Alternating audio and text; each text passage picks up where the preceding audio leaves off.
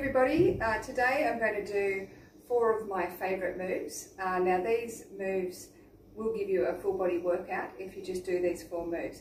What I want you to do at first though is they're not traditional moves, so I want you to do them first and get the hang of the technique of them without any weight, and then you can introduce dumbbells after that if you like and do them as a strength train. Keep in mind that if you're doing them as a strength train, I want you to have 30 seconds rest in between each set. So depending on your level, how many reps you want to do of each move and your weight. If you're not sure what I'm talking about, then you're probably a beginner and you probably need to stay at around that sort of 15 mark with the reps and keep your weight quite light. But if you're already up and going with strength training, I'm sure you probably already know what weight is right for you and what reps.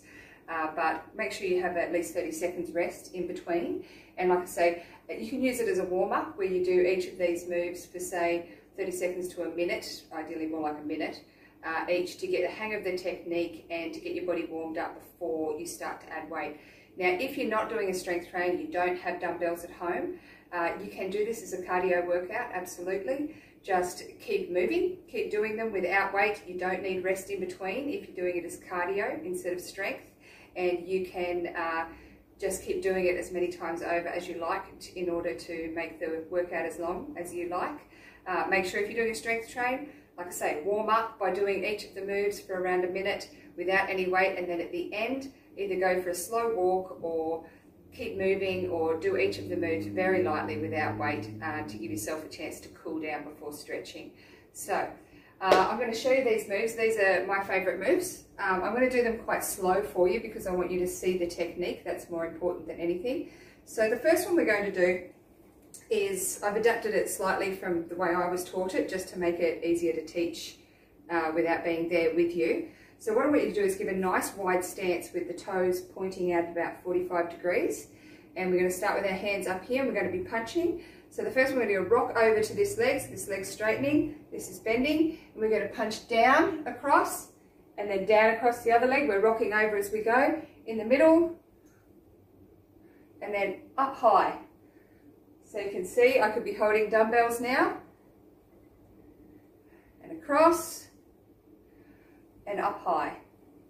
That's it. We'll do a few more so you can see it. Across and down, across, in the middle, and across, up high. Across and down, across in the middle, and across, up high. Excellent. We'll do a couple more just to give you a chance to follow along, get the hang of it. Up high. My knee just cracked, so I hope that didn't come through on the camera. You know, I'm in my 40s, things start to crack. And up high. So down low, in the middle, and up high. Okay, so if you're going to use this video as a strength train down the line, you can just pause. So do the move until you're overloaded and you don't feel like you want to do any more, and then pause it and give yourself a rest in between. Okay, now,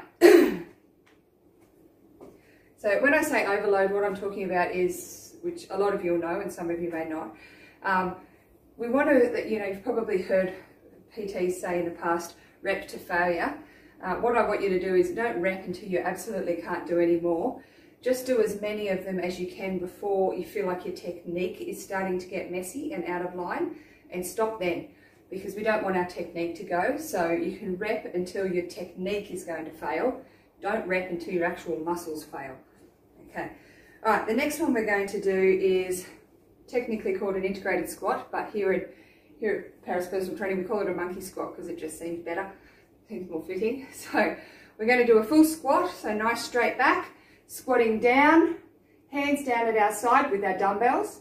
And then we're going to come up into a calf lift and lift to the underarm and back down again. Up here, there we go, keeping the elbows out to the side, up into a calf lift. And we're trying to keep this flowing. So we're not going squat, here, lift, calf lift, back down, down. We're keeping it in a flowing motion. Hands are coming up as the body comes up. They're going down as the body goes down. You give a little hold on that calf lift at the top and back down. Let's do a few more. Keep that chest open, your back nice and straight. You don't have to go as low as I am if you don't want to.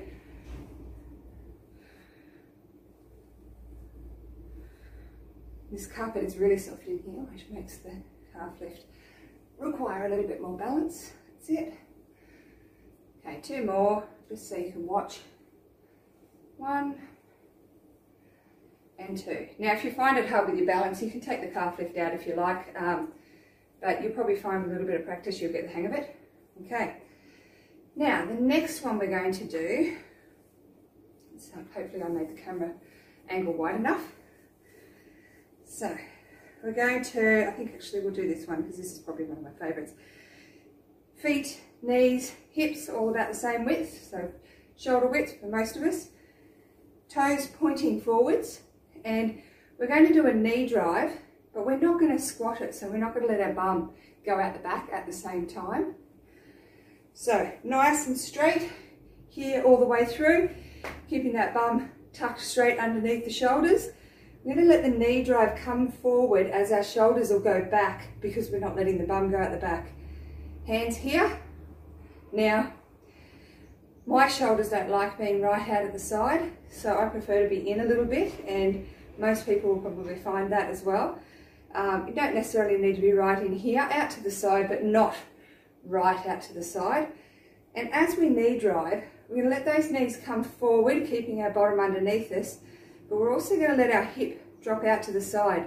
So if you like, you can try it without the hip drop out at first. So you're just going to drive one arm up and let the knee come forward, and then we're going to drive the other arm up and let the other hip, so it's the opposing hip to the arm that comes up and back. So if you want to at first, you can try it just with the knee drive, just like that, and then get the hang of just dropping that hip out to the side. That's it. So like I say, if you want to start first with just, okay, one arm up and then the other arm up. It's not a really low drop because our bottom isn't going out the back. We don't want our knees driving too far forward. It's just a little drive. And then start to put in that little push of the hip out to the side.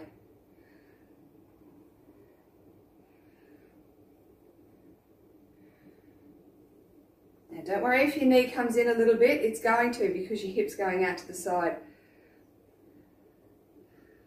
If you can do it in front of a mirror a couple of times at first just to check, then you can have a little look and make sure that the hip is driving out about the same distance both sides.